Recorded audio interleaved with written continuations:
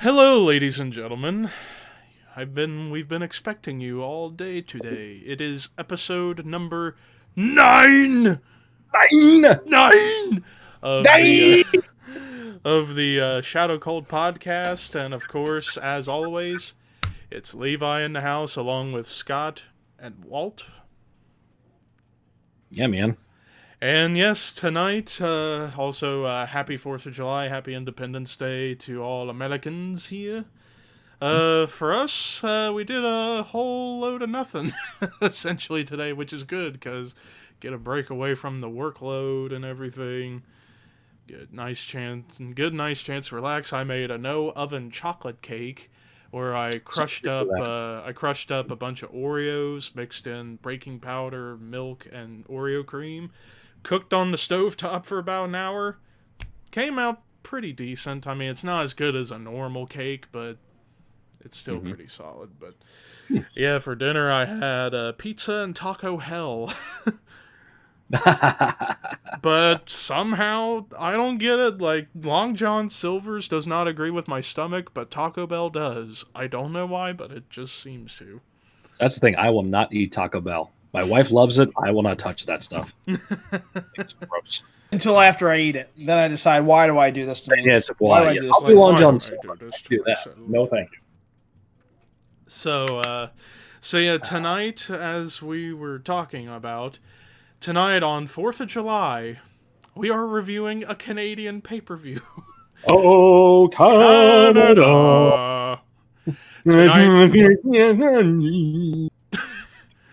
Tonight we are reviewing WWF In Your House Canadian Stampede 1997 from the Canadian Airlines Dome, I believe was what it was called, in Calgary, Alberta, Canada.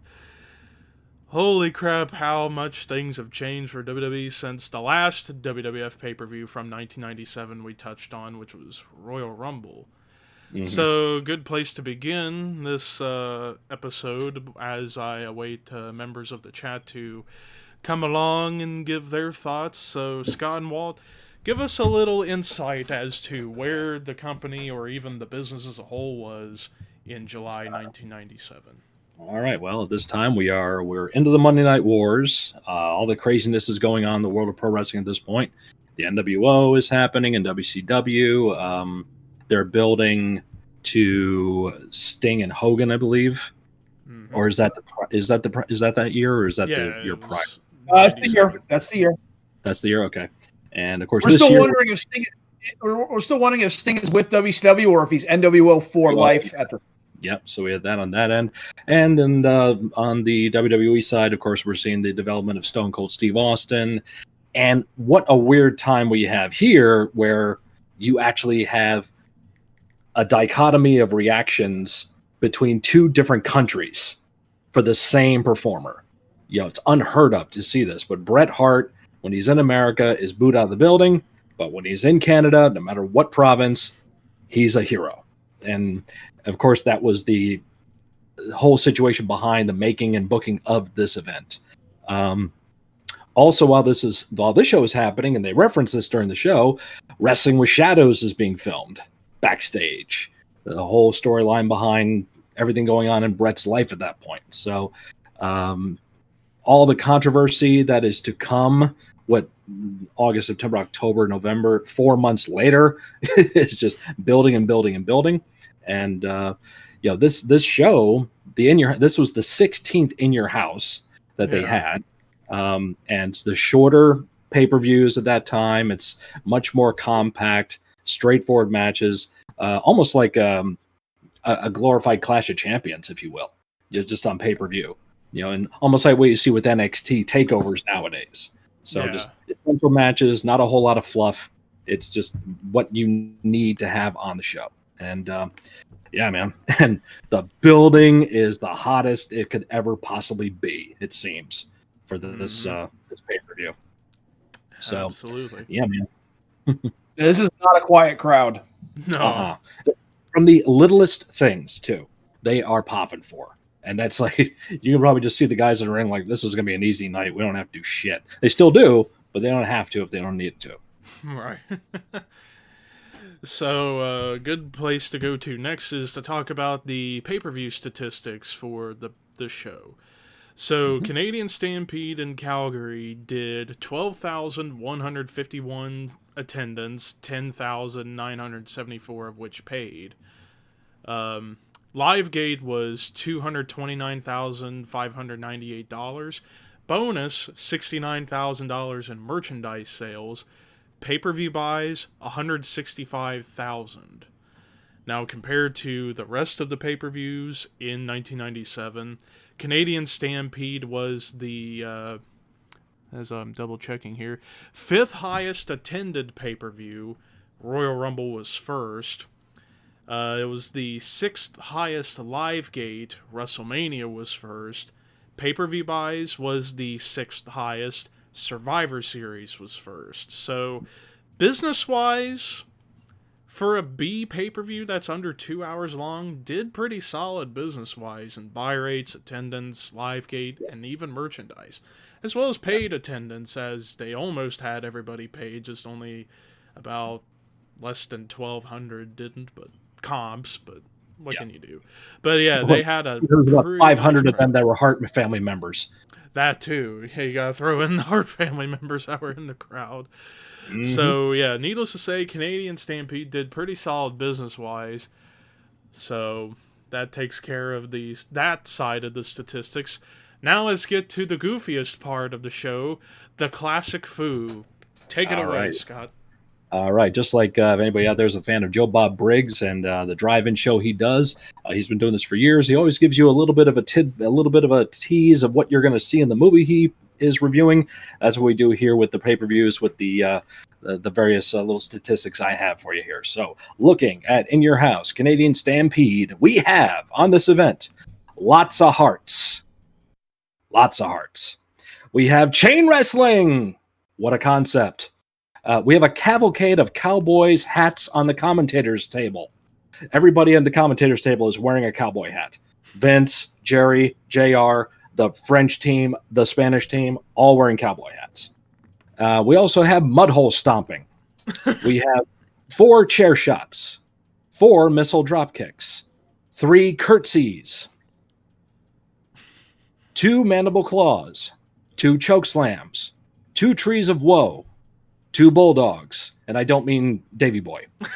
2 power bombs, 1 double arm DDT, 1 consequences elbow, 1 stump puller pile driver, 1 cactus clothesline, 1 dragon screw, 1 springboard top rope plancha, 1 hurricane rana. Technically, it's not a Frankensteiner because Steiner's not doing it. 1 acai moonsault, 1 cartwheel attack, 1 overhead belly to belly suplex, 1 Michinoku driver, 1 old school, 1 top rope clothesline, 1 tombstone, $1 million dream, 1 Thez press, 1 enziguri, 1 top rope splash, 1 doomsday device, 1 stunner, 1 fire extinguisher, 1 corner post figure 4 leg lock, 1 superplex, 1 assault of a senior citizen, 1 schoolboy. And if my numbers are correct, if I was paying full attention on this entire show, 1 chop. We also have on this event Wild Brawl Foo, Northeast Pro Foo, Deadman Foo, and Calgary Foo. And winning this week's move of the night with a whopping 5, it is the classic Low Blow. And that's your statistics for In Your House, Canadian Stampede. Absolutely. So now that we got the foo out of the way, let's get to the show at hand. Kicking things off, well, there was a free-for-all match. You had the Godwins versus the New Blackjacks with Blackjack Bradshaw and Blackjack Wyndham. Who thought this wasn't a good idea is beyond me, because, the New Blackjack. They had to start something off. This was the match that we got 4 blockbuster matches. So it's just like, if you got to go to the bathroom, do it during this match, please. Do it on the pre-show. Yep. Yeah, if you gotta go to the bathroom, go before the show actually starts. Y'all got to use the bathroom there. Go in during the fish match here. Ain't on TV. So now that's out of the way. So yeah, this card, it's only a 4-match card, but you gotta remember the old In Your Houses prior to Ground Zero, just 2 months after this show, they were only 2-hour pay-per-views for like $14, $20, somewhere in that price range. A lot cheaper. A lot cheaper than the big 5 pay-per-views of the time, which was cool because you got to see more every month. Because after all, the real reason why they started the whole In Your House concept was to compete with WCW, because they had started doing monthly pay-per-views in like 1993, I believe. So it was whenever Bischoff took over. So yeah, 94, 95, yeah. Yeah, in that time period. So this was also the final In Your House that was 2 hours long. Like I said, starting with Ground Zero 2 months later, they would go to 3 hours like most other pay-per-views that you would see, at least up until a couple of years ago when they decided to go 4 hours long. That's too much. But that's a whole another story for another episode. So, ladies and gentlemen, let's get to the 4 matches. Kicking things off, we have a rematch from King of the Ring 1997, Mankind versus Hunter Hearst Helmsley with Chyna. So this feud got started the month prior at the King of the Ring when they met in the finals, and what was actually one of the better finals of any King of the Ring tournament ever, which is saying something. And off to the races we went with the Hunter, Mankind, or Mick Foley feud, because you would see the year progress where Hunter would face all 3 faces of Foley at one point or another. It started with Mankind, and this was only the second big-time match these two had. Like I said, King of the Ring being the first. We get the rematch, and this is coming right on the heels of the always favorite among fans, the Mick Foley interview series on Raw, where he basically told real-life stories about himself, but as Mankind, and it was so cool for the time. Him and Goldust did the same thing around the same time as well in spring and summer of '97. That's the Russo influence on the show. It's like, let's bring the reality in, bro. We got to have the real stories here. People don't care about the wrestling garbage. Let's give them the real stuff. Which, credit to Russo, as much shit as a lot of people give Russo, at least this was cool for the time. Nowadays, they kind of go overboard with it to the point where it doesn't feel special anymore. Even if it is still cool to see them do stuff like that, it was much more impactful around this time because it wasn't done before. And Goldust and Mankind were the first two to do it on WWF television. And after all, big character change for Mankind, where he went from being the psychotic heel to one of the most lovable baby faces pretty much for the rest of his run in the company. So definitely a great change for Mick Foley in general in WWF, and it leads up to this match. Now, this match, I thought was a hell of an opener, even though we'll get to the finish when we get to it. But just also, like Scott brought up, the little things helped get the crowd going, and the crowd was into this match, into Mankind. Like, when you heard him come out, got a pretty damn good pop, and the match begins when they both start brawling, which was the theme of this entire match. Yeah, it's a story being told that, Mankind, if you look at the characters involved, you have a brawler and you have a wrestler. So psychologically, the wrestler wants to wrestle, the brawler wants to fight. And instantly, Mankind goes right after Triple H to make it a fight, and Triple H has no choice but to fight. It's no time to wrestle and all that stuff. When I mentioned in my statistics, there's 3 curtsies. Hunter does 2, and Mankind does 1. Yep. So that counts. And as the match goes, they go to the floor, they go in the ring, and even Jim Ross is putting over Cactus Jack in the commentary, referencing that as being a part of Mankind's past. We haven't seen Cactus yet either. Nope. He's coming, but we haven't seen him yet. 2.5 more months for that. Yep. Oh, interesting fact, too, just to mention, not exactly this match, but timeline-wise, 1 week after the show, The Patriot debuted. Yep. Del Wilkes Del brought Wilkes, The Patriot into Raw. It was the week after this event. Which, by the way, before we continue, now that you brought up the Patriot, that reminds me of something funny I've been needing to. Hi. Oh, we got to run We in. got a special run in. Hi. Hello. What's up? Oh, there's a first for everything. Show's on the live, show. folks. Yep, we're live. You Yep. can't fix that. We'll do it live. We do it live, and it's great. You all right? Uh, Oh, okay. So anyway. the things that we do. Yeah. So yeah, the Patriot. You were going to say something. Oh earlier? yeah, so the Patriot. So back when I've told you this No, we should before, try to Scott. I figure used out to where do it's the coming Caw wrestling stuff years See that ago. Irish Spring so poor, One you of my will- friends named Steve, he did When's his the war? version Yep. of the Patriot. He had the Del Wilkes Shower- mask, shower. and he'd be Mhm. cutting promos like he's Daniel Bryan mixed with real And it's gotta American be Jack something- Swagger. I think it's Irish Spring. But it was so funny. He would do the yes thing, and he'd be like, "You are illegal immigrants. I do not accept your kind," or What's that? whatever. It was so We- funny and over. It was so funny and over the top. But there have been a couple times in some of the Caw wrestling videos where I'm sorry, Del Wilkes I'm- would actually comment saying, "Stop doing this." Ah. No kidding, but he didn't stop I because don't know. screw it. We're having fun. Come on. Relax a little bit, Del Wilkes. Del Wilkes, who started the Patriot gimmick, he was doing it in Japan. He was doing it in the GWF, the Global Wrestling Federation in Texas, and eventually he got to start in the AWA. He was the I have true no idea what it could be. It's limited down to, I'm going to say it's the Irish he Spring. was doing at the time. He was doing pretty good business with it. Created the Patriot, Or went to WWF. Nothing happened with the gimmick. They pretty much something in your undies. didn't care about him. And eventually he sold the gimmick to an indie wrestler named Tom Brandy. And Tom Brandy was Salvatore Sincere, Oh. right around the time being in the WWF at this time. Salvatore Ginger cream. Sincere also was the guy who trained Steve. Our discussion about your underwear is on YouTube. I've had dealings with Tom Brandy in the past too. He's okay. I just hear a lot of times that he's just a bitter dude. And why he wanna had ask for a Del Patriot Wilkes, gimmick talk is about beyond it. me. I don't know why he would do that, but he was doing it. So, can you join us now, sir? Thank you. Sorry, Yeah. that was an underwear discussion. Underwear I discussion. heard underwear, and that's why I was laughing a little bit. I was like, underwear? Okay. So, Walt, in case you missed it, Underwear. I just brought Anybody up... watching? Underwear. Anybody watching? Yes or no? That's the beauty of live TV.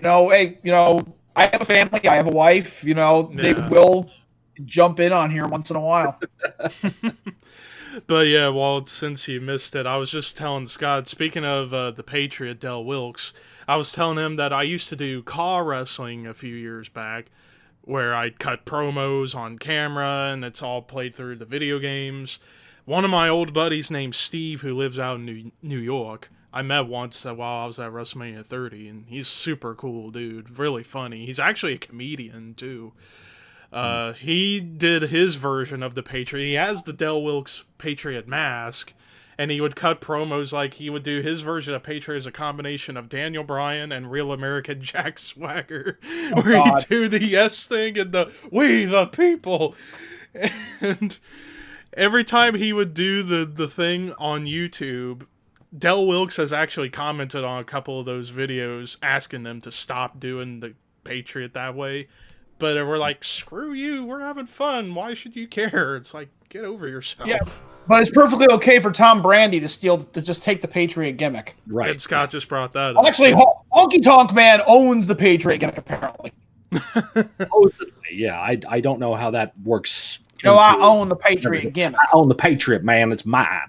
It's mine, man. It's my gimmick.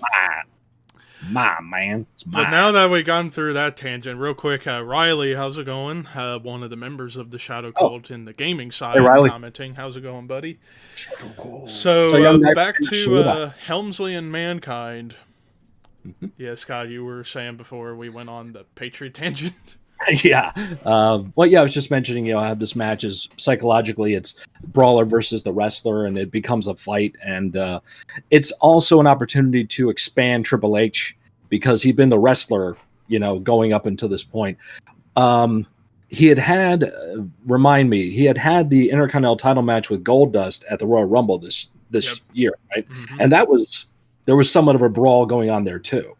So it was really trying to expand Triple H to show more of what he could do at that time frame. Because remember now, Hall is gone, Nash is gone, Michaels is whatever. So you basically got Triple H now as the only member of the clique around, and now he's got to earn his keep. He got the King of the Ring this year. He was, got a year late from when he was supposed to get it because of the whole bullshit that happened in the Garden. So now he's really got to up his game and prove himself. Yep. Any comments, Walt? This is another chapter of the very long epic saga of Mick Foley and Triple H. It was a good, fun brawl, and it was a nice, good lead up because the following month we got SummerSlam with the cage match. It adds a little more depth to the story. I thought China was involved a little too much in this match. China. This is at a point where China is getting China is practically where every match that involves Hunter is a handicap match now. She's all over the place in these matches. Yeah. It's it's okay. Triple H is like, I got to get over, but I got to get her over too. So we got to give her a ton of spots. And it just seems like I think that was the whole idea. They wanted to make sure China was a mess. And Mick's the guy to do it. He's definitely the guy to do that to help get both of them over. So and I believe this was one of the first times we see the classic slam into the steps and Foley's legs hit the step spot that we would see Foley take so many times from this point on. Yep. Yeah, I never could contemplate taking that myself. I don't know, because you got to have the right timing. You got to distance yourself properly to make sure he goes too far. His hip, his thigh goes right into a corner of those stairs. Too short, and he misses completely. So you got to have expert timing and positioning to get that just right to make sure your calf kind of hits the thing and your leg is protected. But man, it's brutal. There's three guys that Foley let beat the absolute shit out of him: Vader, Undertaker, and Triple H. Yep. Those three guys throughout from the bulk of the career of Mick Foley, especially in his WWE tenure, aside from WCW. Those were the guys that always beat the piss out of him. Yeah. They always went a little extra hard on Mick, and I wonder if that was Mick's insistence. Who knows? So the finish, I know some people would probably question why they did a double countout finish. I think it was done perfectly because you don't want either guy to lose, especially going into the cage match they would have the following month at SummerSlam. So, you didn't want either guy to lose. You wanted to keep them both strong and keep the story going. So I thought it was a good idea for the time to do a double count-out finish, and that's what happened. Nobody won. And they would keep fighting, and then just after the match is over, as they're fighting in the crowd, Helmsley gets color. And I got to point this out. There's something you forgot in your foo. One receipt. Because Vince McMahon specifically said receipt on commentary. And I was like, what? Using an insider term on television? I thought that was funny. Vince wasn't horribly annoying on commentary this show. Yeah, this time he wasn't that bad this time. He wasn't bad. I gotta say, all Lawler's doing is like, "Where's China? Where's China? Where's China?" Yeah. Oh my God! It's like, say what you will about Vince McMahon. I've said my piece about Vince McMahon over the years, but at least when it came to his commentary, he's a meme with the whole "what a maneuver," but he was into it, and he was a good commentator. A discussion with a friend of mine who said that Vince McMahon is the worst commentator of all time. I'm like, wait a minute, okay? No. Color commentary, and Scott and I know this firsthand. Color commentary is hard doing play-by-plays, especially at a live show. I mean, doing it on a recorded show is easy because you can go back and edit things and watch the match beforehand so you can get an idea how to call it. But calling a show live is fucking hard. Yeah. And Vince says very meme-ish things as you put there, Levi, but his cadence and his timing are right on spot, And besides, I got a better answer for people who say who is the worst commentator in the history of wrestling. One simple answer: Randy Rosenblum from Heroes of Wrestling. You want to talk about worst commentator? He knew nothing. Granted, he was put into that spot the last minute because of Gordon Solie discovering he had throat cancer. But still, he should have done research and learned basic wrestling terminology, but he didn't, and he fucking sucked. So anyone who says like even like Michael Cole's the worst, I mean I hate Michael Cole sometimes, but when you don't have voices in his head, he's good at his job. Look at what he did in the UK tournament in 2017 when he had no Vince McMahon, no Kevin Dunn. He was great. Randy Rosenblum is the worst commentator in history of wrestling. Bar none. Cole. Kevin Dunn's here. Jimmy, I find you tired. I find you tired. And I looked at him and I went, you know what, motherfucker? I am tired of those Bucky Beaver fucking You guys want TV to talk some viewers." fucking wrestling? I'll be in my room. I was just watching that actually before we Because that happened around this month too in '97. That's where I put two and two together about the debut of the Patriot. Because watching the kayfabe commentaries about 1997 was right around this time, and he said July. This is July what? This was July 6th when this show happened. 6th? So it's July like 13th or something like that the Patriot debuts. So it's a week later. And that whole BS of being in Halifax, Nova Scotia for a Raw, and they have to fly in Saturday morning to be there all day Saturday and Sunday, and they had the production meeting. Yeah. That's one of my favorite shoot stories. But white panties. But yeah, back on track. So yeah, Hunter Hearst Helmsley versus Mankind ended in a double count out in 13 minutes 14 seconds. Moving on to the second match on the card, we get a light heavyweight showcase match. Taka Michinoku versus the great Sasuke. Okay, hold on a second. Stop right there. Walt, you want to take this, or should I do it? Has this been making your blood boil since watching this? And just oh my god! Yeah. All this time, the entire show, everybody on the fucking show, from Howard Finkel to Vince McMahon to everybody, has been saying the name completely wrong. It's the great Sasuke. Sasuke. Yous are silent in Japanese. Ladies and gentlemen, that's how you say it. Great Sasuke. Sasuke. Not Sasuke. Like not Sasuke. WCW, same thing. Kensuke Sasaki. Kensuke Sasaki. Oh, yeah. Mm-hmm. Yeah, it's really annoying. To us old school Japanese wrestling fans, it's really annoying. So not to call especially you out. We're educating you here, so it's nothing against you. But I was debating in my mind how it was pronounced because I thought at first that it was Sasuke and then they kept saying Sasuke. Yep. Oh, you're right. You're right, Sasuke, and that's what it's supposed to be. The great Sasuke versus Taka Michinoku. And Taka Michinoku, that translates to Northeastern Hawk. That's what that name is. Michinoku is Northeastern, Taka is Hawk. So, yeah. Matter of fact, actually, Michinoku Pro is Northeastern Pro. There he is. I got this from a college buddy of mine from Japan, and we had several conversations about Japanese wrestling, and he gave me one of these. So that's awesome. Yeah, that's pretty cool. Let's talk a little bit about Michinoku Pro, Walter. Yep. Both of these two were from Michinoku Pro. Actually, the great Sasuke is the founder and president of Michinoku Pro. It was his promotion. And they were in a working deal with the WWE or WWF at this time.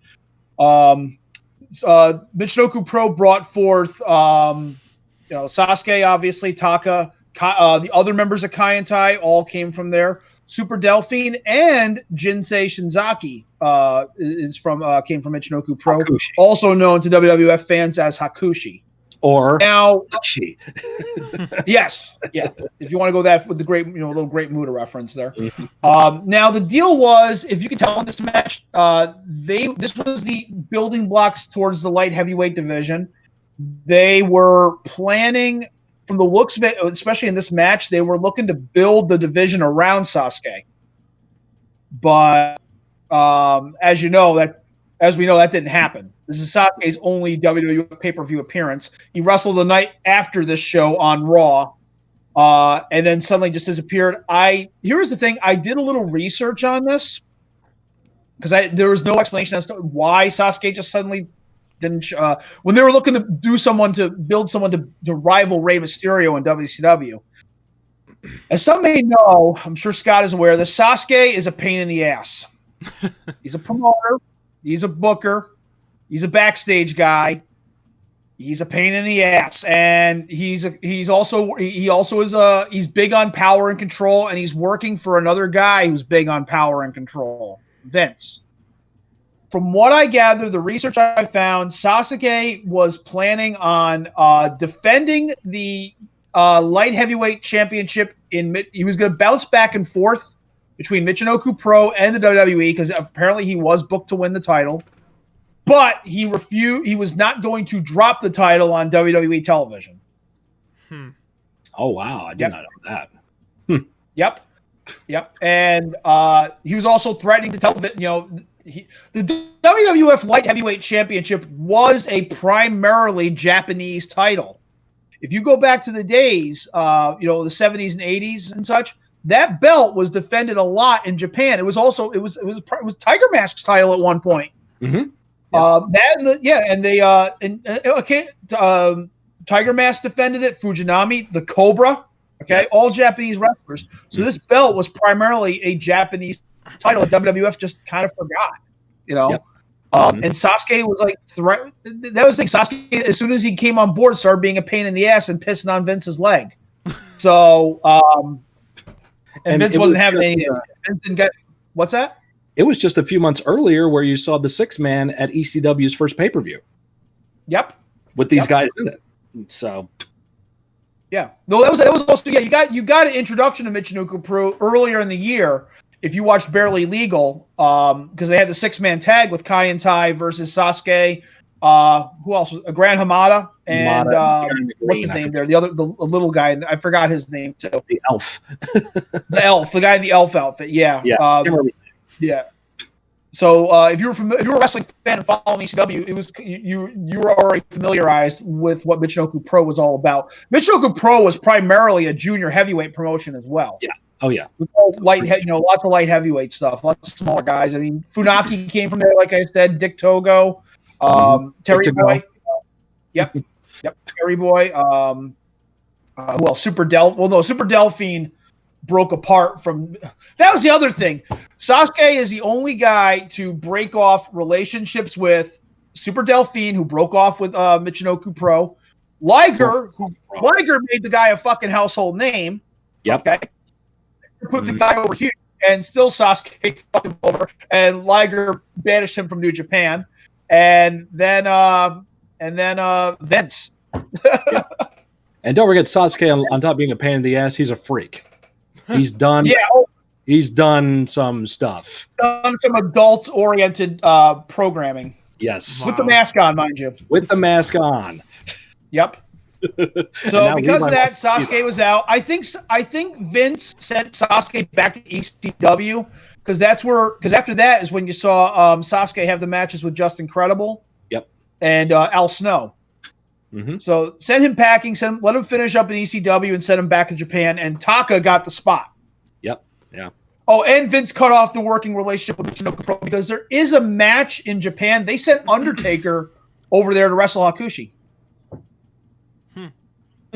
Yeah. Yep. Man. They were working on, so they were trading talent off, but it didn't last long. So we saw 6 months earlier WWF working with AAA. Yep. With all the Mexican talent working on that show. And then this show, 7 months later, the AAA deal is pretty much done, and now he's trying to work with Michinoku Pro, and that would be done within days. Within days. But Vince got Taka out of it. He got Taka. And then he eventually snagged Kai and Tai later on, too. You jackass! You jackass! Not that kind of jackass, a different kind of jackass. But that was an old pro... I don't know if you remember that or not, Levi, but it was a tag team match. It was Taka Michinoku and Bradshaw against Jerry Lawler and Brian Christopher. And they're doing a promo in the ring, and Bradshaw's like, I taught my boy here some English. And he hands Taka the mic, and Taka goes, you jackass. Followed by a Yep. Oh, yeah. Boy. But with this match, another great match on the show, a good showcase for both guys. Yeah, like you guys brought up, Sasuke wouldn't last too long after this. Luckily, Taka stuck around for quite a long tenure. I think he was around until like 2001. 2002 time period. So he lasted a good long while. Pretty much shot the whole Attitude Era, which is interesting. But in the end, Sasuke defeated Taka in 10 minutes with the Tiger Suplex, which was cool. And also, you saw a lot of kicking in this match. A lot of kicking. Yeah, a lot of spin kicks. This is the match I mentioned earlier in the statistics, the chain wrestling. This is the match that has it. Starts out with solid chain wrestling, has a good solid build to it. They do the dives, they do the crazy shit, all building, and right up to the end where Sasuke makes the comeback and gets the pin. A weird flying karate kick outside the ring too. Off the ropes. Yeah. Yes. Oh, yeah, I'm like, wait a minute. Why did he do his? I counted that as a missile drop kick in my statistics because that's what it looked like. It looked more like a missile. I'm like, but the thing that was baffling is why didn't he? We're trying to get the light heavyweight division over and build an audience. Why didn't he wow the crowd with his flying space tiger cartwheel thing that he used to do? Yeah. Who knows? And I forgot. He also invented the senton bomb. Oh, that's right. Yeah. He was doing it before Jeff Hardy was. Where Jeff got it from. Yeah. And I forgot to mention, before the match started, more brawling between Mankind and Helmsley, and it would continue after this match where they went outside and just wailed on each other. Yeah. And it was good stuff. But that's 2 matches in, 2 to go. That's half of the show right away. Now we're going to get to things where the crowd really started going ruckus.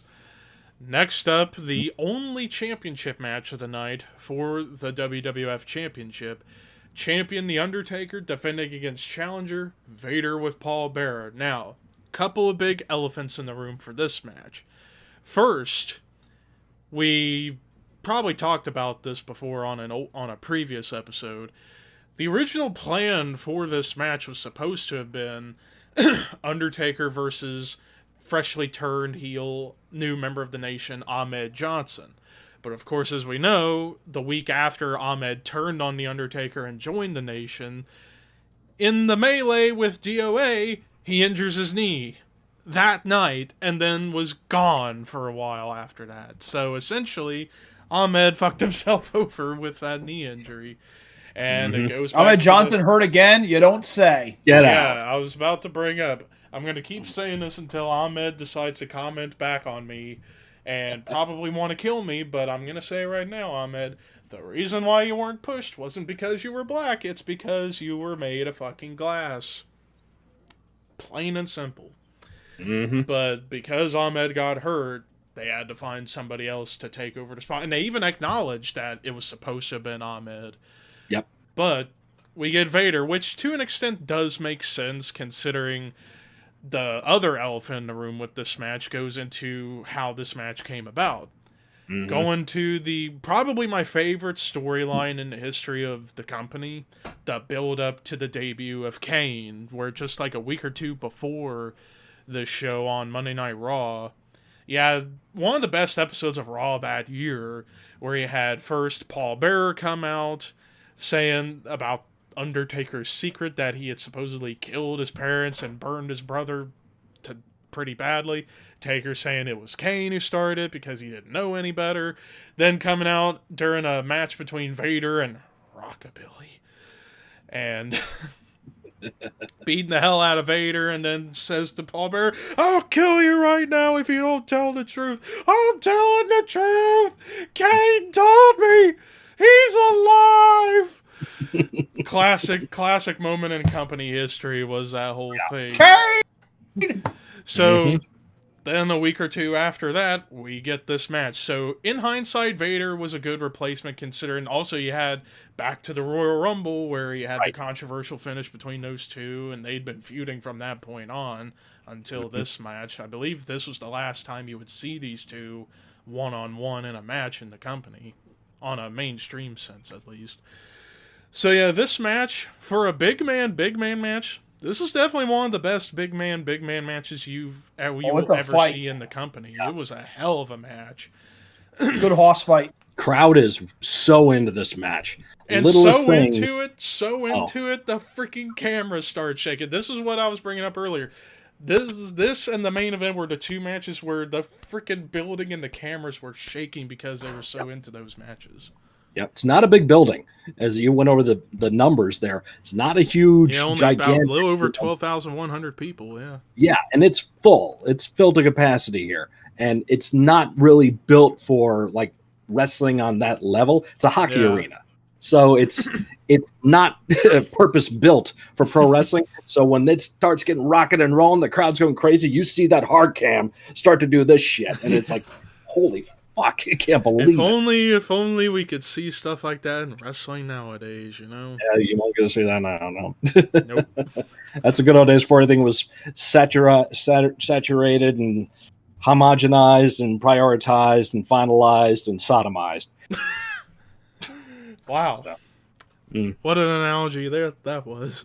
You're welcome. And and I have to mention, throughout this whole match, Paul Bearer just made me laugh. Like, I miss Paul Bearer so much. Just this is not Paul Bearer. Get the hell away from me, cameraman. Pringle the third. You're getting Percy Pringle the third in this match. It's not Paul Bearer here. He's going back to his old school roots of being a cocky, arrogant heel. When the camera be on him, like, get that out of here.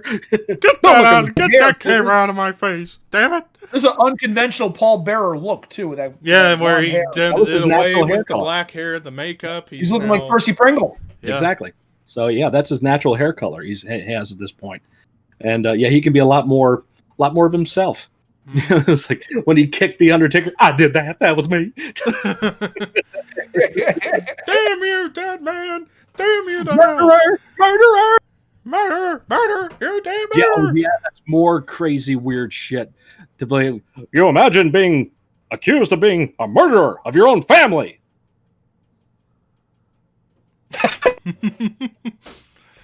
In Canada. From Canada. Is Russo booking yet at this point? I don't think he is. Yes. Oh, he is. Mm-hmm. Bro. Undertaker's parents dead. Mm-hmm. We're gonna you're gonna love this, Vince. We're gonna burn his house down, but the brother is still gonna be alive. Yes, that's wonderful, Mr. Russo. Here's your papers. That's Ed Ferrara. Oh boy. But anyway, so yeah, like I said, one of the best big man matches. I would argue, as far as big man matches in WWF, WWE history, top 5, without question in my mind. It was such a damn good match, and in the end, while Undertaker struggled with it a little bit, well, first he had the amazing second rope choke slam that shook the ring, then a normal choke slam where he actually got pretty decent height out of a 450-pound man, and then struggled a little bit with the tombstone, but still hit it.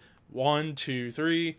Undertaker defeats Vader in 12 minutes 39 seconds to retain the championship. Now, if I must say, during Undertaker's title run, when he won it at WrestleMania, looking back on it, his reign this time around was really less than stellar, because not fault of his own. Well, first of all, he gets the belt because of Bret Hart, costing Sid. Granted, the match with Mankind, his first defense, that was a big deal.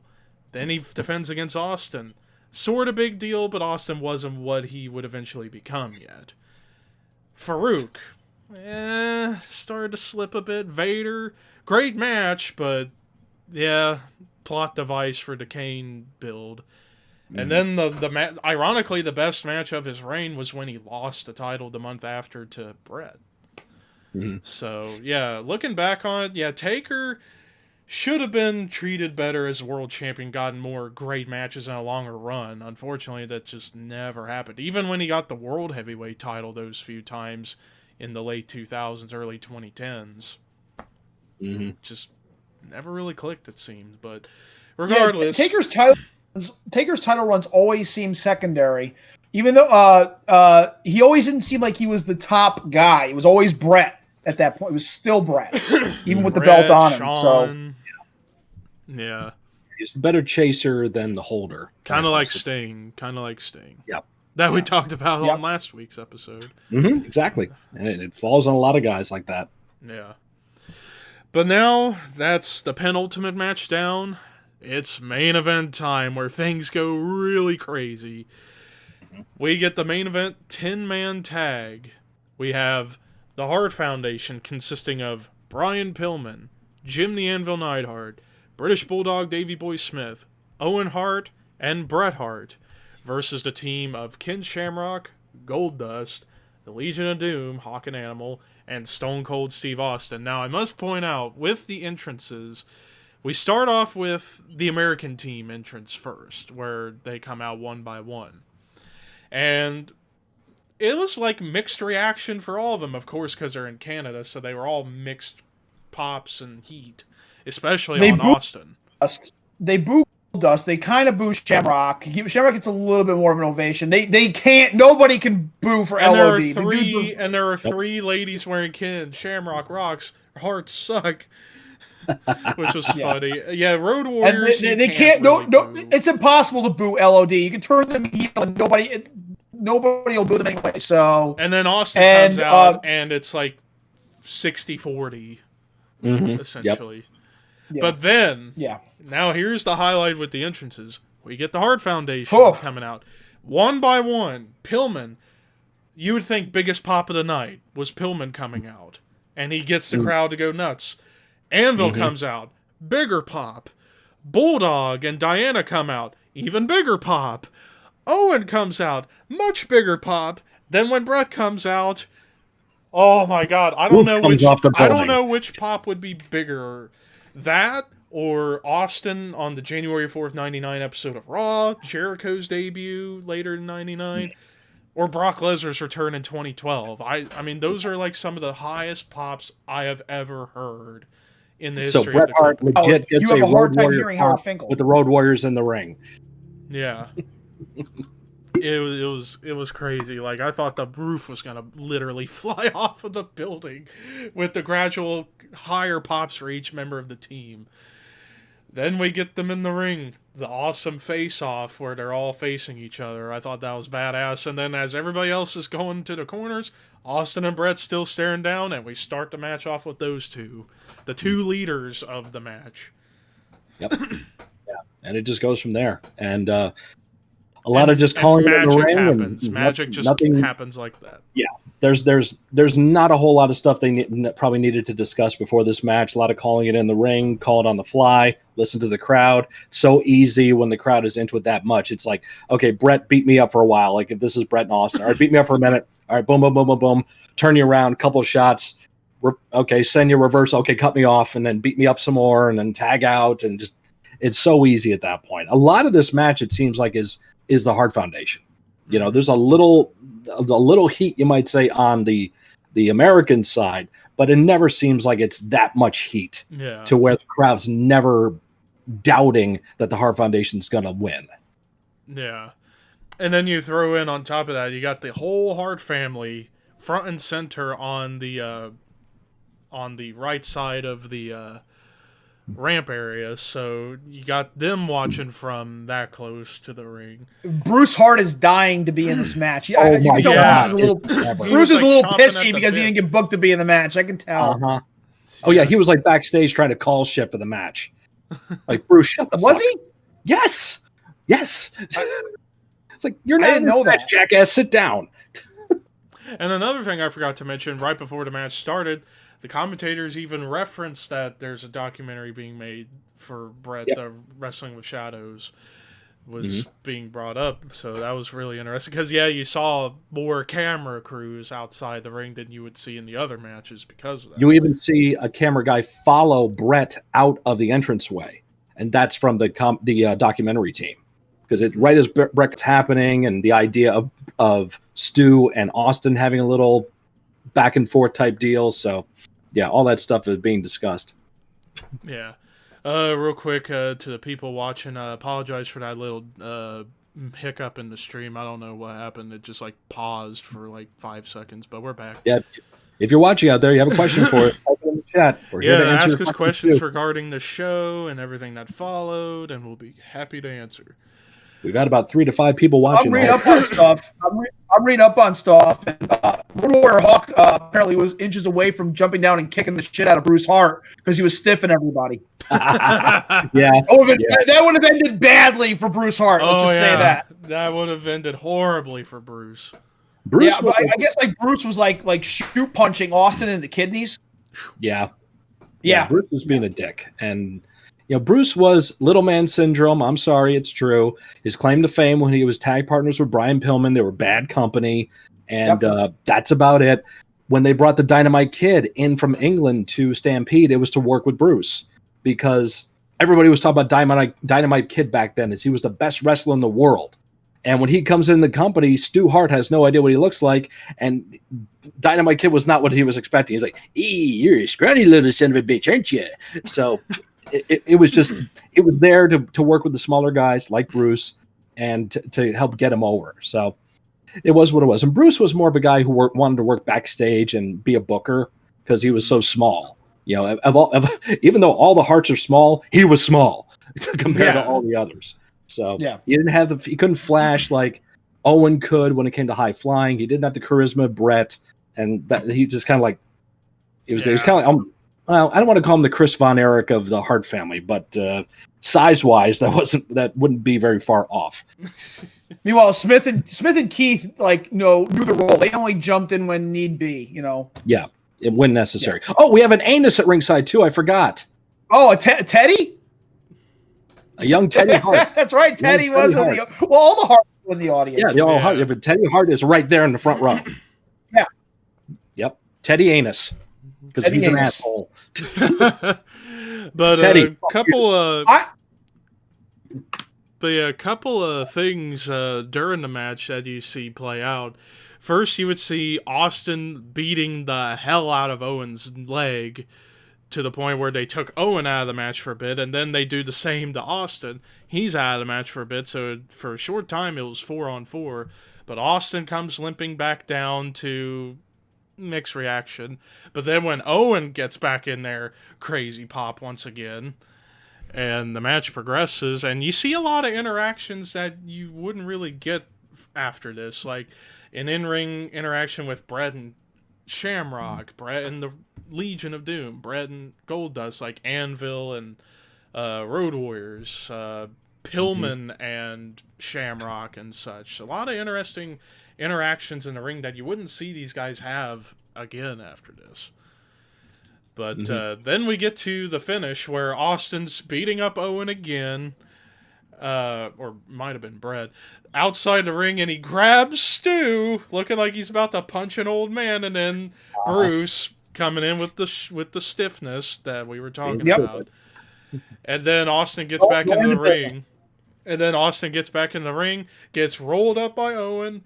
1, 2, 3. Why is my camera... There we go. It was blurred for a second. But Owen pins Austin, and the place went nuts.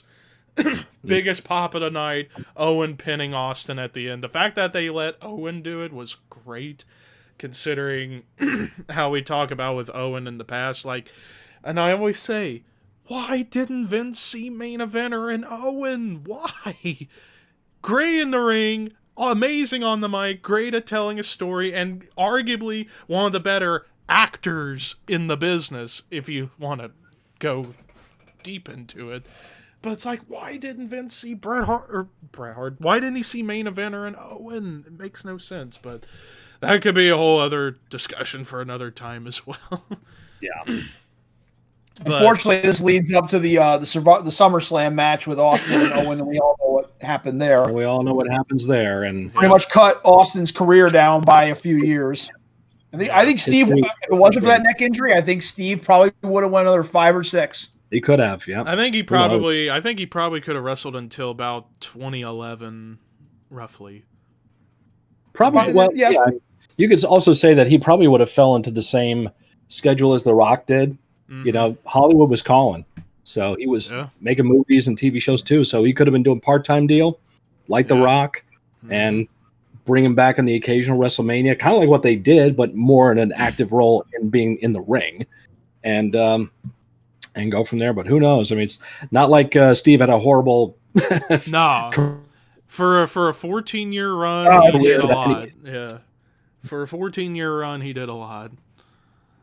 But then, right as for a guy whose entire career was shorter than Zack Ryder's entire WWE tenure, it was pretty explosive career. Yeah, and amazing, and you cannot deny this is like the most infamous 10-man tag team match in history. Yeah. And it's just it's one of, if not the best, it blows every Survivor Series match out of the water. The best non-elimination. Non-elimination, but still, I mean, for a 10-man tag match, whether it's elimination or not, it ranks up there. It's up there for sure. Yeah. And then, like, if you want to find 8 or 10-man tag matches that match up to that, you got to go to like early to mid '80s New Japan with Inoki, with the Choshu versus Maeda, those type of matches. Those were pretty wild, but for this ranks right up there. This is a fantastic match. Even the like FMW versus ECW hardcore wars they were having sometimes. Oh, I remember those. Yes. It was like the Dudleys, Sandman, Dreamer, and Rob Van Dam against Onita and Goto and whoever else he had Hayabusa, I think maybe, and there was one they did in a cage that was really good. Mm-hmm. It was Onita's team versus Hayabusa's team. Right. I think it was an 8-man, but it was done in a cage elimination style, and it ended with Hayabusa going up on Onita. Mm-hmm. I can't remember who else was in that match. I remember. I mean, there was a lot of FMW staples that were in there, but yeah. But I did want to mention, like, right after the pin, they just keep fighting, and Bruce and other Hard members come over the crowd and start fighting along. And then, as they're getting ready to celebrate, Austin comes out by himself with a chair trying to beat him up, and then gets arrested. And a thing I'll never forget: him walking up the ramp, turning over. Double birds, getting heat, legit heat from the Canadian crowd. Mm-hmm. But then the moment of the show, where the entire Hard family come out to celebrate, and if you ask me, probably the last truly great heartfelt moment for the family, because after this, it was gradually when all the bad stuff started to happen. First with the one night only pay-per-view with what happened to Davey, and then Pillman's death, then the screw job, and then Bulldog and Anvil leave, and then Bulldog gets hurt, and that ultimately ended his life eventually. Brett's Owen's death, Brett's concussion that ended his career. Then Helen and Stu pass, and then Brett has a stroke, and just a lot of bad stuff happened after this. So this Smith ultimately is like, it's kind of... Smith Hart passed away a few years ago. The fact that Owen's wife won't let him in the Hall of Fame. I mean, you can debate the details on that one all day long. Yeah. Right now, it's just not going to happen. She won't let it happen. So. Which is unfortunate, because Owen deserves to be remembered by the fans. Mm-hmm. And we were talking about this before. The only way we see Owen getting in is if they by somehow induct the Hart Foundation as a faction. Yep. As a backdoor way to not only get him in, but to get Pillman in if they don't put him in by himself, like they're doing next month with Davey. Yeah. But they're supposed to. We'll see. Yeah. We should eventually do the one night only pay-per-view. Perhaps in September. Actually, Sean and Davey Boy is really good on that show, and Brett and Undertaker, I think that match is better than the SummerSlam match, believe it or not. And Owen Vader was great on that show too. Yes. Dude Love Owen Vader is fantastic. Yeah. Yeah, very well could. It was a really good show. Yeah.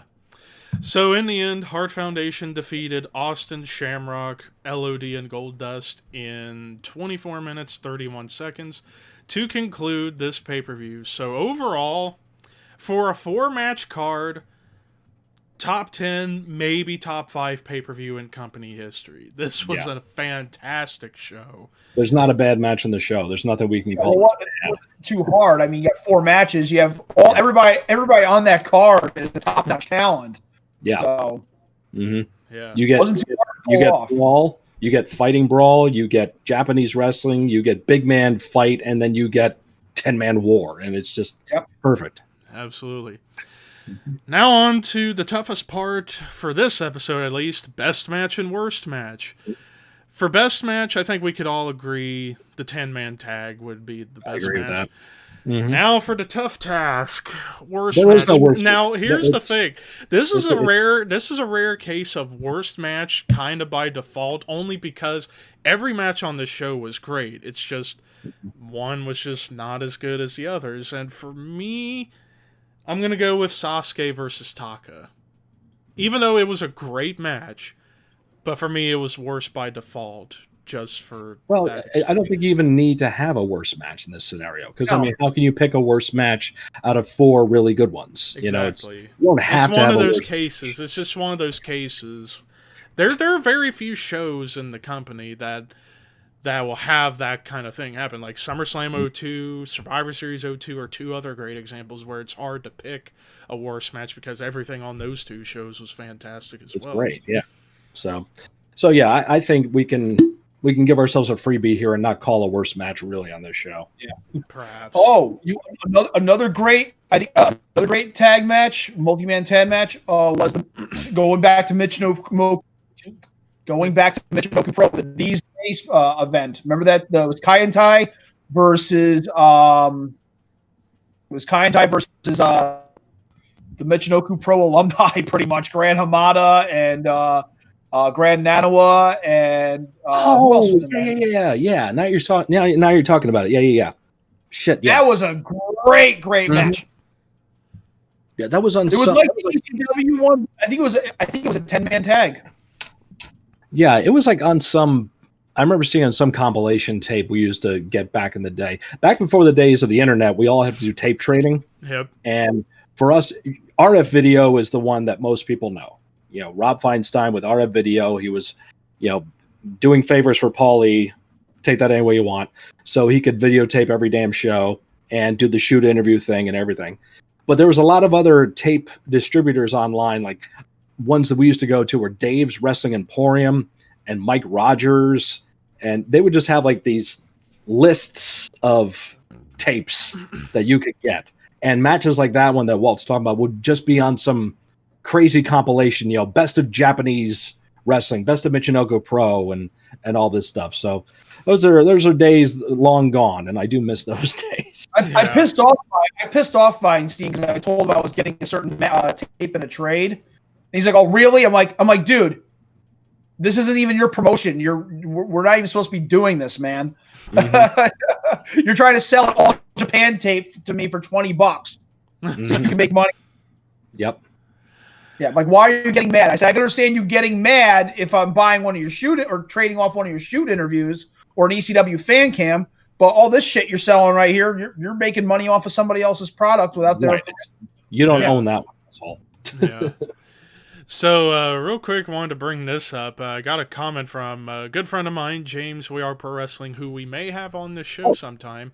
He commented saying on the Grilling with JR podcast, JR confirmed that the original plan for the 10-man tag was going to be Hard Foundation, as we got it, versus Austin LOD, Sean, and Sid.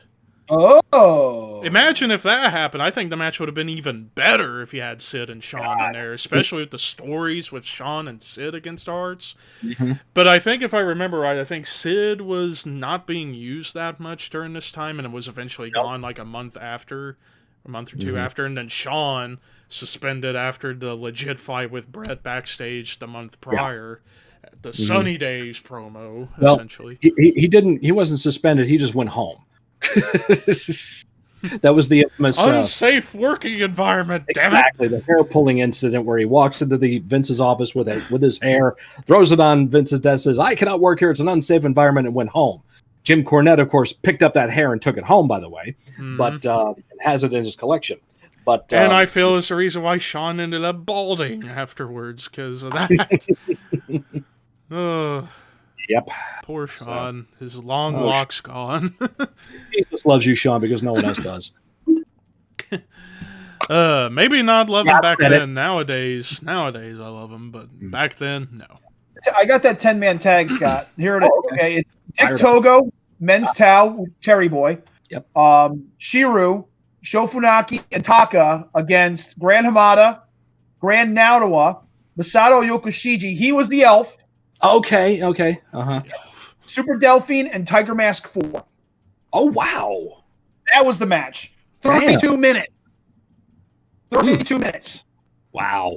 Jesus. Dave Meltzer gave it 5 stars. Of course. Well, I think Dave gave the Canadian Stampede 5 stars also. Yeah, he did. He did award the show Best Major Show of the Year. So good for you, Dave. Yeah. All right, Dave, you awesome. Everyone likes you, Dave. That's all. Good I job, have to say about Good job, Meltzer. Dave. Yeah, man. So, you're so cool. So while we're going, so now we're gonna take questions. I agree, Scott. I've been saying it for years myself.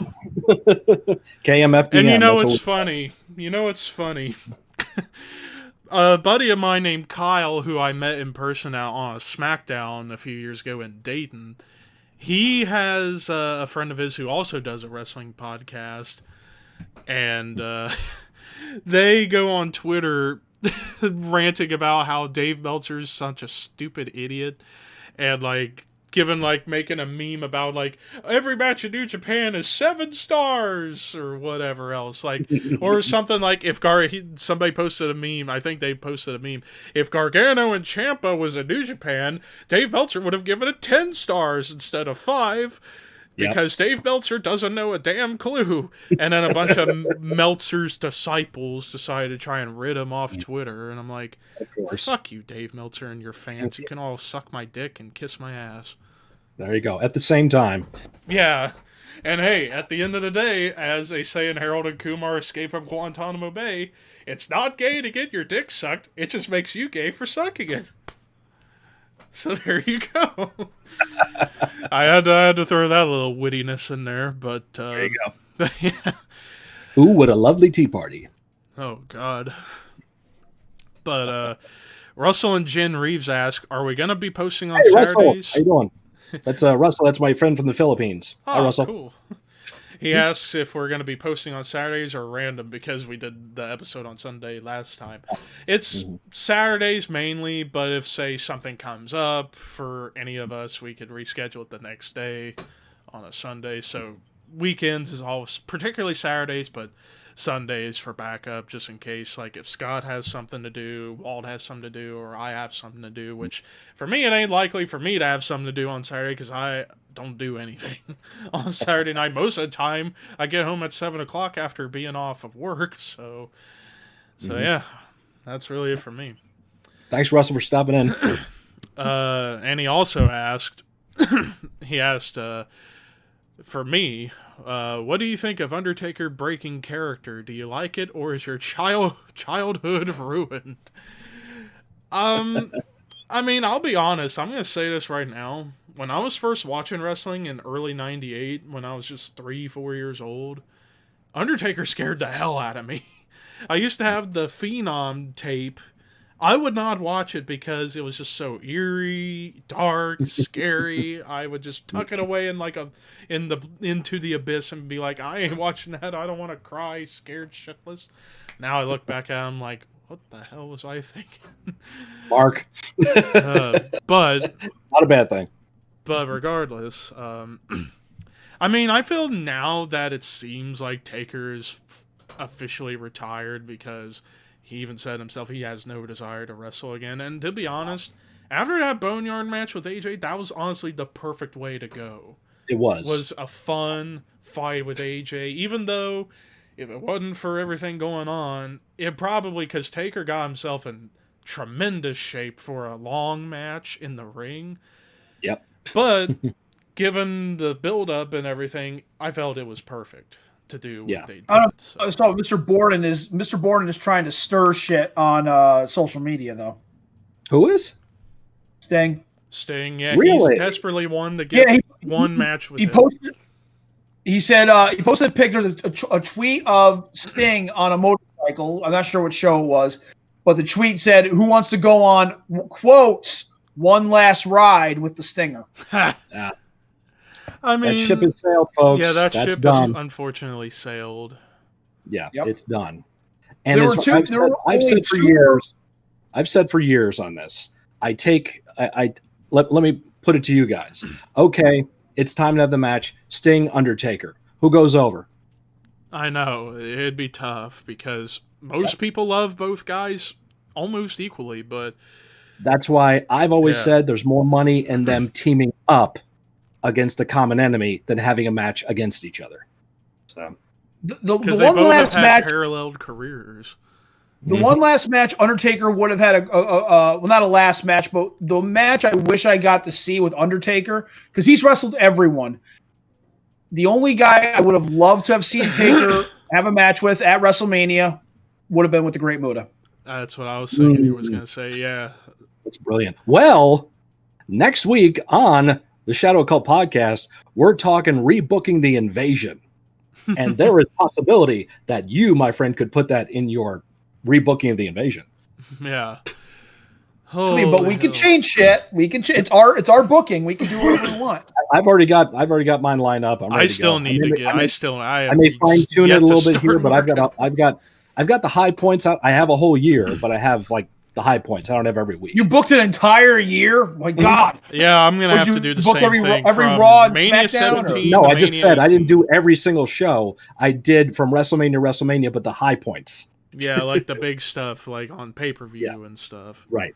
And The notable big pay-per-views, Raws major and events that SmackDowns happen or in the whatever. interim. But yeah, so WrestleMania 17 to 18, I have booked. Yeah. I did it twice. I did one round, and then I came up with something else, and I've changed it all around. So I may change it again. Who knows? Yeah, I have yet to start working on it. I might work on it after this is over. But yeah, if to anybody, I still got a few people watching. If you want to send more questions, we'll be sticking around for a little bit. So A couple more minutes, yeah. yeah, give us some more questions. But yeah, back to the Undertaker. I mean, like I said, I feel now was the right time for Mark Calloway to finally come out because now that like I said, I feel he's finally retired. I think he's happy going out on that match with AJ because he said he'd love to have worked with AJ, especially years prior when Taker was in better shape and AJ was still going strong.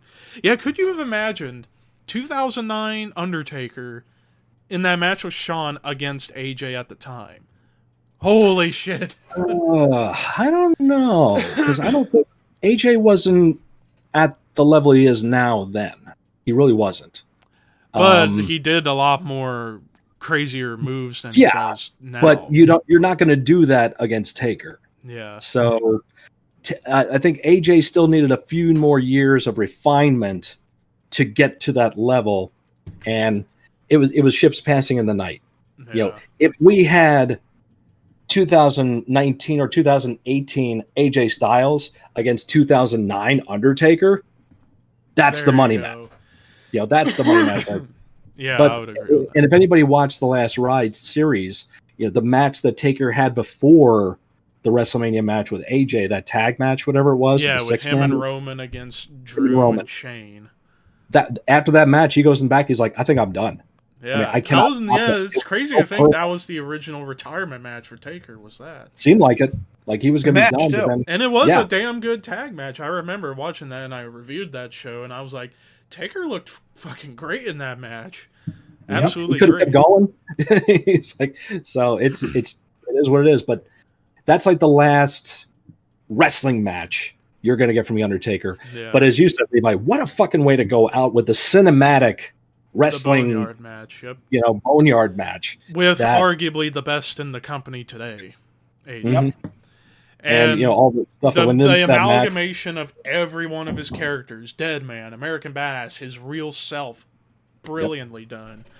And besides, and I know a lot of like the old school people would say, well, if you're going to retire, you should lose and put somebody over. Well, Taker had lost a streak, and I was there when he lost a streak, and I still can't believe it. Yeah. If there's anybody in the history of the business that deserved to go out on top, it's Taker, and he did. So the way they went off with him was amazing. And him literally riding off into the sunset on the motorcycle. I mean, that right there, in and of itself, Riding to Metallica. What better way What to better go out way? than that? It's amazing. What better way? Oh yeah, when I'm watching the behind the scenes of that last episode, I'm going to be our buddy Sergeant Fury for a minute here. When I'm watching that last episode, Last Ride, and from the bell tolls kick in, dude, it's like, okay, you got me. Yeah. I'm not crying, you're crying, you know? Yeah. That was amazing. Oh, it's 4th of July. I hear fireworks. I'm shocked I haven't heard fireworks out here yet. And usually the neighbors' fireworks, my mic can pick them up. They're that loud. Like, I remember last year I was talking to some of my racing buddies on TeamSpeak. The fireworks would go off and they're like, is that fireworks going off? Yep. They picked up, my mic picked them up. I'm shocked we haven't had that yet. It might happen soon. I don't know, but because it's not I can hear them around me. Yeah, it's not quite pitch black yet. Like, it's still a little bit of sunset. Yeah, very little over here too. So yeah, but I'd say soon there probably will be fireworks going off. Mm-hmm. But We Are Pro Wrestling, James, if you're still watching, yeah, we were talking about this earlier that James was thinking about wanting to join us for a review of SummerSlam 93 next month. Mm-hmm. And more than happy to have you on. Hell, we could have you on as a recurring, like, once a month guest.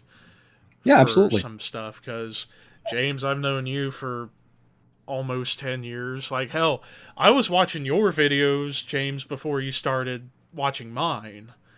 And and James, you were one of the first wrestling YouTubers I really got into and still love watching to this day. And how much, and James, I do have to say this if you're still here, how much you've evolved ever since the first time I watched you, where before you would just post 1 minute to 90-second like picture star rating reviews with a synopsis at the end, to now doing like podcast format videos with your voice. Like, what a difference a decade can make. And hell, his 10th anniversary is coming up in like October, November. So yes, it's crazy. You just passed your 10-year anniversary. It's crazy. I've been on YouTube longer than him, but he's got like about twice the subscriber count that I do. But then again, he deserves it because he does good. He's great at what he does. Plus, he has freaking Alicia too doing his intro. Oh wow, really? Awesome. Yeah, that's cool. It's absolutely incredible. So, the closest I've gotten to a wrestling personality doing an intro for me was Grimm's Toy Show. So, but I took that off after about a year of using it because it started to get a little tiring. I still have that intro if I ever want to bring it back. So, as I mentioned earlier, next week on the show, we are going to be rebooking The Invasion, giving some thoughts about that. The week after that, we have Bash at the Beach 1996 lined up. And after that, we'll be doing our first ECW pay-per-view with Heatwave 2000. And that's going to take care of the month of July for us here at the Shadow Cult. Make sure you subscribe. Please do. Hit that big red button. It'll be your friend. Yeah. Any more questions from you peeps? I know, James, you're still here if you got any. Because I bet you'd have a lot to ask Scott and Walt, considering they've been in the business. So, yeah. Friends with Bob. With Bob. Oh, man. I still... And Brody. Yeah. It would be surreal if one of these days we could get a wrestler apart from you guys on the show, or somebody within the business on the show, or even other wrestling YouTubers. Like, I'd love to get a dream of mine, Adam Blampier, even though he's over in England, so the time difference would be really bad, but... Yeah, really weird. Yeah. Yeah. Trust me, we have a plethora of guys that would love to come on here and put themselves over. Yeah. Yeah, exactly. So that's a whole bunch of them. See, Walt and I, we've done the wrestling podcast thing previously, and because we worked in the business, we had such a pool to pull from to have guests on as people on the show. And we've talked to people like Leva Bates has been on our show previously. We've talked to Lexi Phi from Shimmer and Shine and Rise and Slammin' Ladies. We've talked to H.C. Loke, who's a friend of ours from the ECW days. We had Lance Archer on many years ago. Yep. So I mean, we've gone through that deal, and we've also had other indie guys like Effie from Fest Wrestling and various other promotions. A lot of guys from Fest Wrestling from our buddy Steve Messa, who's a camera guy down there, works in production. I love to have Steve on here too. The thing is, though, sometimes wrestlers get they forget to kind of help share the wealth, so to speak. So it's kind of like Conan. Yeah, that too. So like, thanks guys for coming on, but was it too much to ask to share the stuff? Would have been nice. Yeah, plug it. Is what it is. But I'd love to have Steve Mesa on here, though. Steve would be a great. Yep, Steve be good. Yep, Steve's real good. Yep. Yeah. And he'd plug the show and share it. He definitely would. Yeah, Steve would know. And then he tried to challenge Levi to play WWE 2K with him. Yes. He's the, what was it, 2K17 or 16? He's the United States US champion. Yeah, who did he beat? He actually got to go to WrestleMania Access, and he Sammy wasn't. He Sammy beat AJ Lee, and I think he beat Sammy. Yeah, he beat Sammy. That was it. Mm-hmm. Yeah. Yep. Good old Steve Metha. But yeah, eventually, what I would like to have done for the podcast is to have a new intro instead of just the Shadow Cold intro that Kamikaze Games made for us for at least the gaming stuff. Mm-hmm. Maybe I'd have to get a hold of him, even though I know he's super busy. He's not only working at a hotel, but he's also doing dirt track commentary live. He's a busy guy, hence why we haven't had him on for game nights recently. But apparently he still has time to go on YouTube and bitch about Jimmy Johnson getting COVID-19. I know. That's still crazy to me. Like, damn, he's the first guy to get, and then one of our mutual favorites, Justin Allgaier, is going to replace him tomorrow. Uh-huh. Yeah, I saw that your Q&A thing. Yeah, that's still crazy. Like, hey, man, we got Kyle Busch. Everything's cool.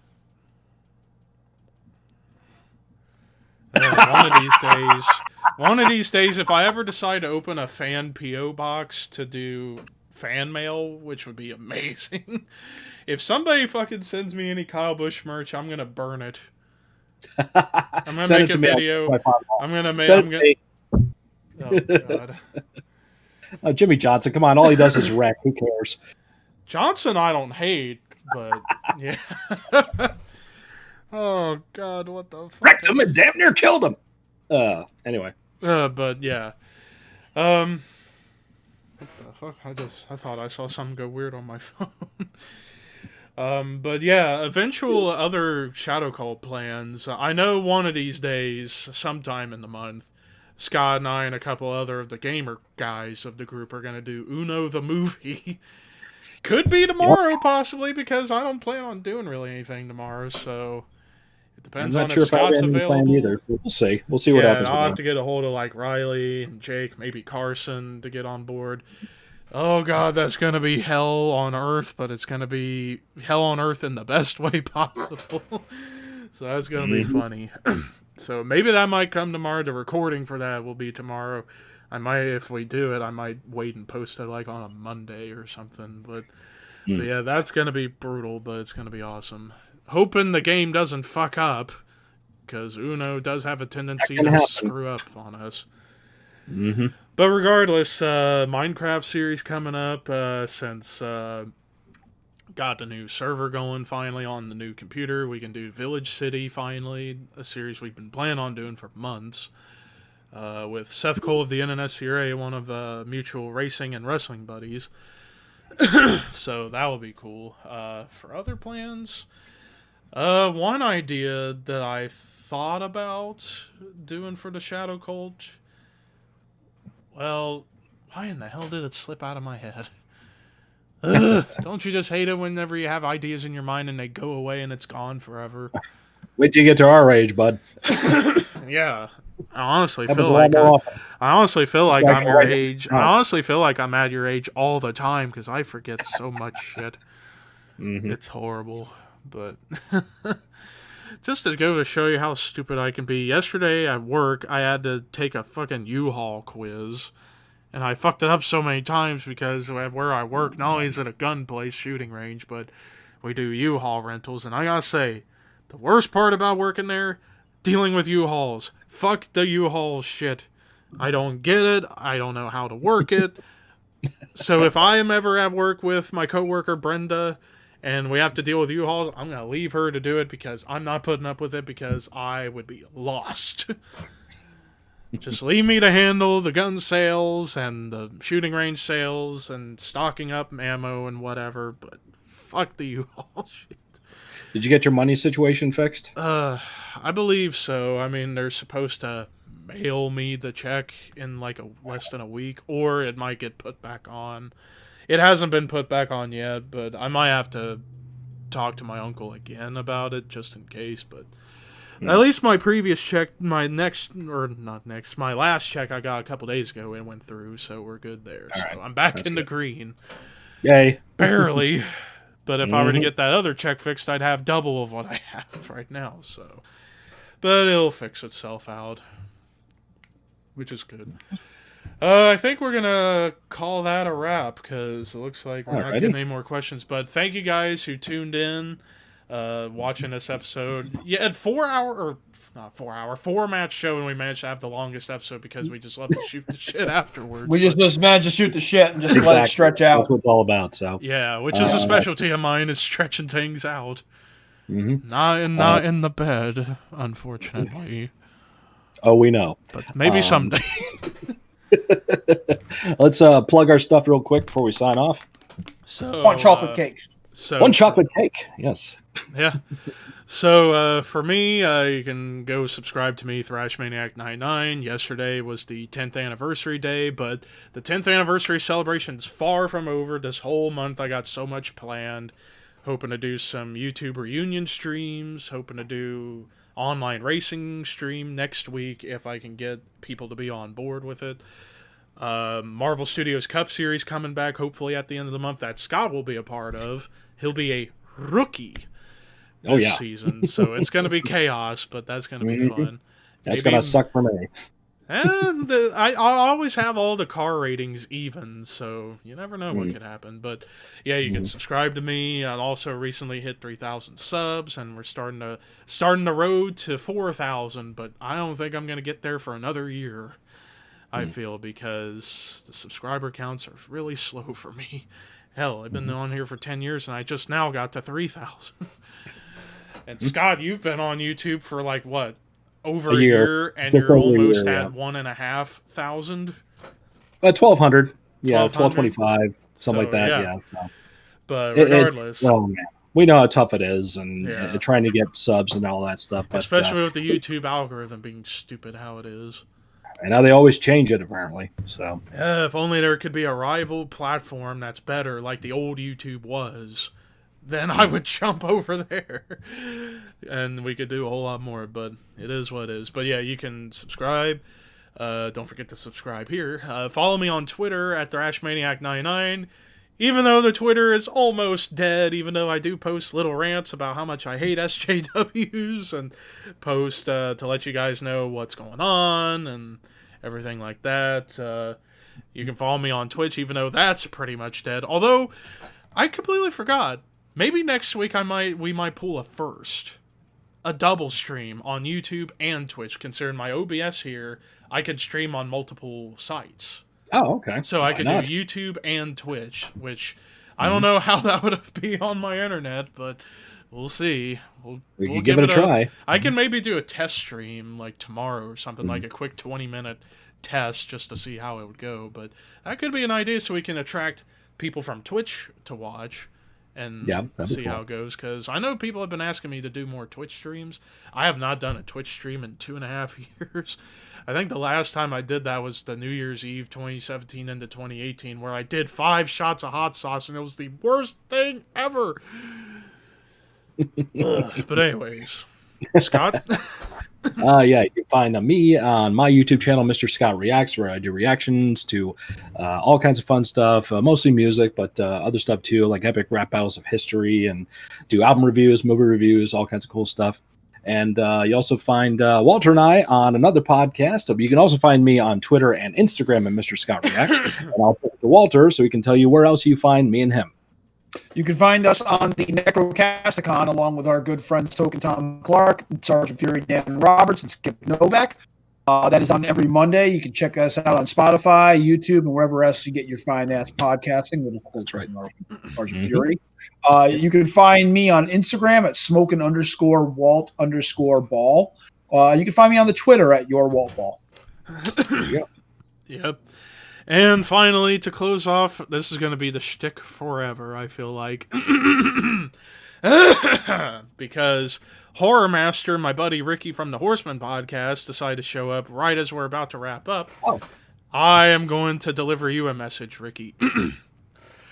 You know, Ricky, I know all about your kind because I had a jackass. I love that jackass. But one day that jackass, he broke his leg, and then my daddy had to shoot that jackass.